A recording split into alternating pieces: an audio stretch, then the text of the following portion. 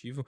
E essa discussão acho que ela vem muito à tona, assim, todo ano tem alguma matéria do Estadão falando sobre o salário de juiz, é sempre algum número assim, assim, a última que eu vi era de um tribunal de Rondônia que tinha juiz que ganhava 400 mil mensais, que é tipo, assim, surrealmente acima do teto, é uma é um cenário bem complicado e essa discussão ela vem à tona, mas muitas vezes por uma questão até republicana, né, de poxa, você tem uma regra que ela é simplesmente não respeitada, e você tem, um volume de verbas indenizatórias que é muito injusto, principalmente como você falou, né, porque não tem o teto do Supremo que não é respeitado.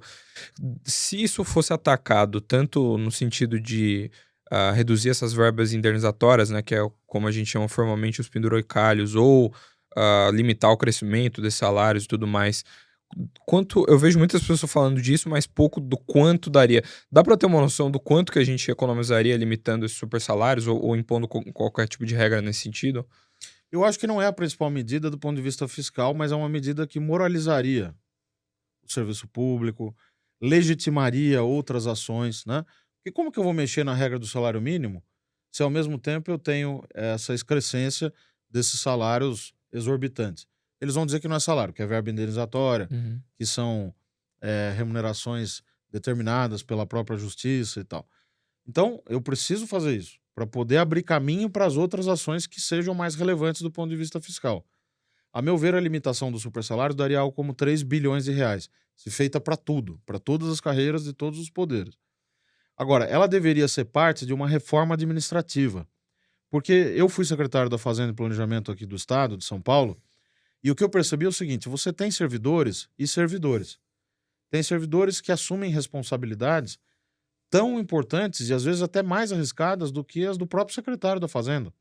Então, eu tinha lá o meu subsecretário da Receita Estadual, que é equivalente ao secretário da Receita Federal, mas no âmbito do Estado, que tinha que assinar portarias, resoluções, comunicados todo dia no próprio CPF, respondendo, portanto, né, e tomando risco.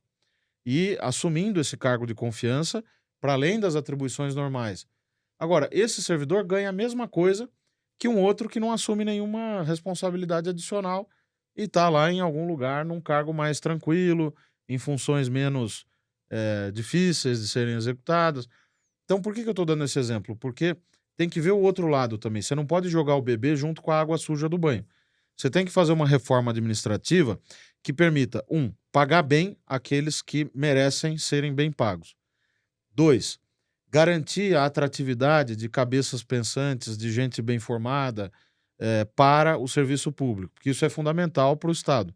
Se eu não tenho uma burocracia permanente bem paga, eu não tenho nada. E, terceiro, garantir que essa estrutura de carreiras, de pagamentos de ativos e inativos, né, aposentados, pensionistas e tal, caiba no orçamento, seja fiscalmente responsável, dada a realidade do Brasil.